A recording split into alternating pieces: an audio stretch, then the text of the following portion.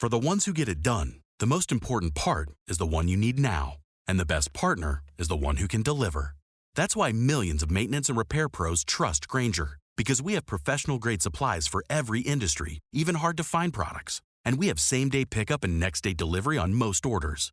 But most importantly, we have an unwavering commitment to help keep you up and running.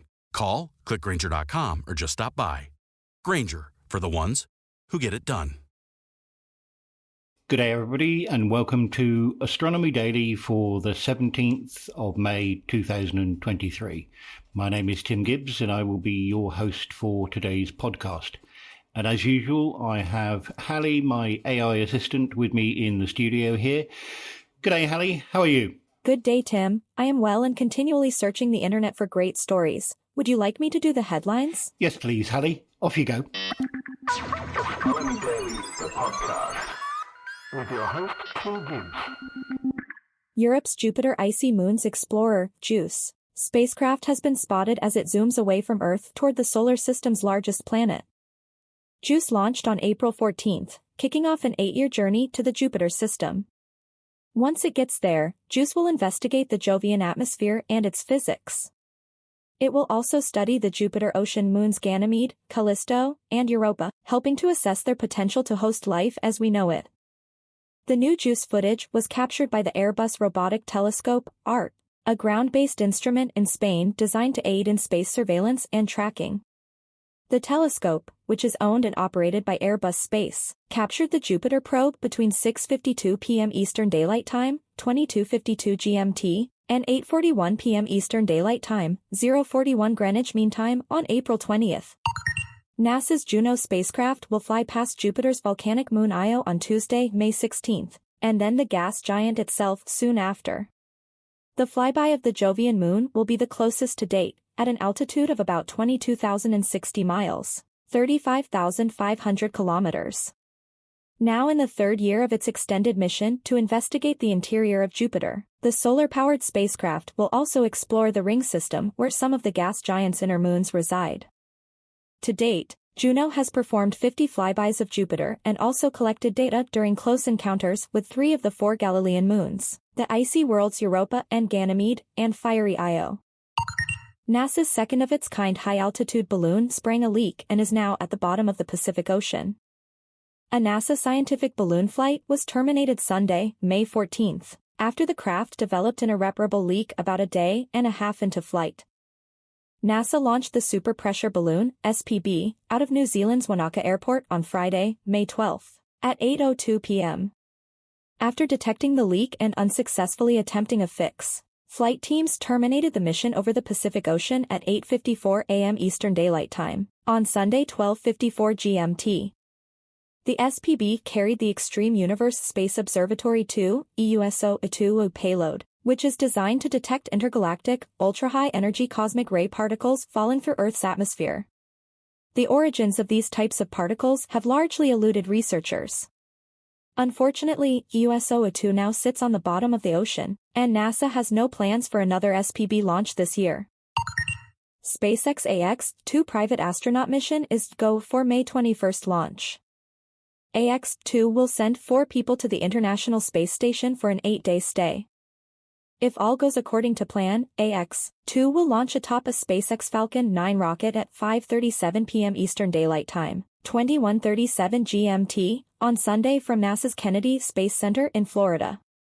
The AX-2 astronauts will ride a SpaceX Dragon capsule to the orbiting lab, getting there around 9:30 a.m. Eastern Daylight Time, 13:30 GMT, on Monday, May 21st.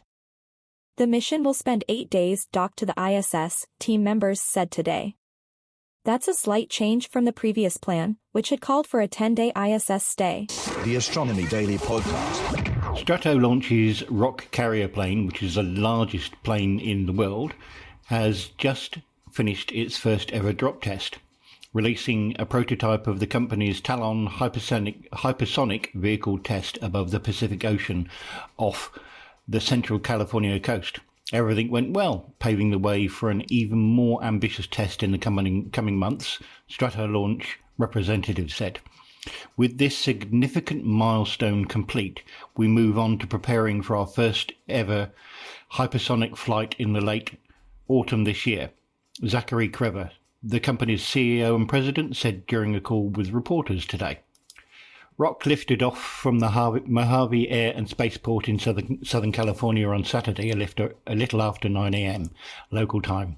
StratoLaunch representatives said kicking off the plane's 11th test flight. Rock, which has a wingspan larger than an American football field, carried the company's Talon Zero separation test vehicle between its twin fuselages.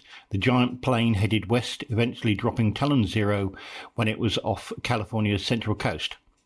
Talon Zero isn't equipped with an engine, so it didn't make a powered flight on Saturday, but the vehicle did perform a variety of gliding manoeuvres and continued sending telemetry back to the mission team until it hit the water, in a destructive impact that was all part of Saturday's flight plan.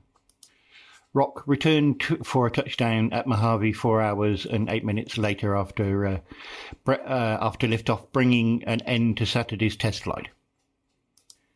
Microsoft co-founder Paul Allen established StratoLaunch in 2011 with the initial goal of air-launching rockets carried into the atmosphere and then released by Rock.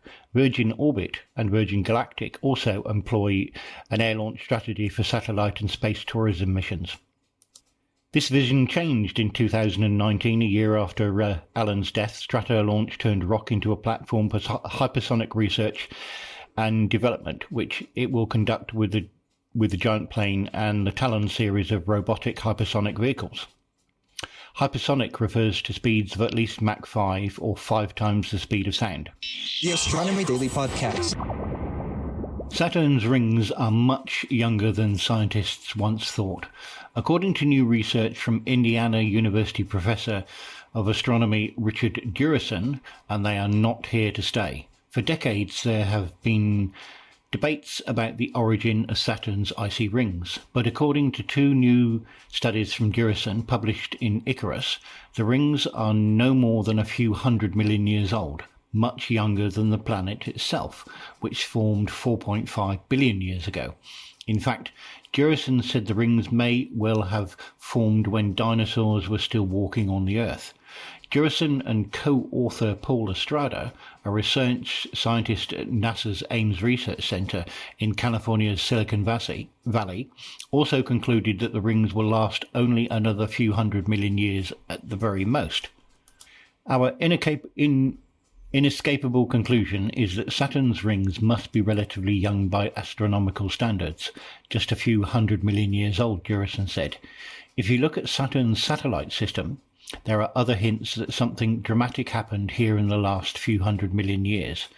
Durison and Estrada have long argued that Saturn's rings are relatively young because they expected the rings to be eroded and darkened by the influx of interplanetary meteoroids. However, it wasn't until data that was available from NASA's 13-year-long Cassini spacecraft mission, particularly its 2017 grand finale, consisting of 22 orbits passing between Saturn and its rings, that they were able to use theoretical models to determine the age and longevity of the rings with confidence by computing how the rings changed over long periods of time. Particularly important for their work were Cassini's measurements of the meteoroid influx rate, the mass of the rings, and the inflow rate of ring material onto Saturn. The impact of meteoroids not only pollutes the rings, it ultimately leads to ring material drifting inwards towards the planet. The theoretical models presented by Durison and Estrada demonstrate that the rings should be losing mass onto the planet at the rate of many tons per second that Cassini observed, which means that the remaining lifetime of the rings is only another few 100 million years or so. The Astronomy Daily Podcast. You can find all about Astronomy Daily at spacenuts.io or bytes.com. Presented by myself, Steve Dunkley, and Andrew Dunkley. See you next time on Astronomy Daily.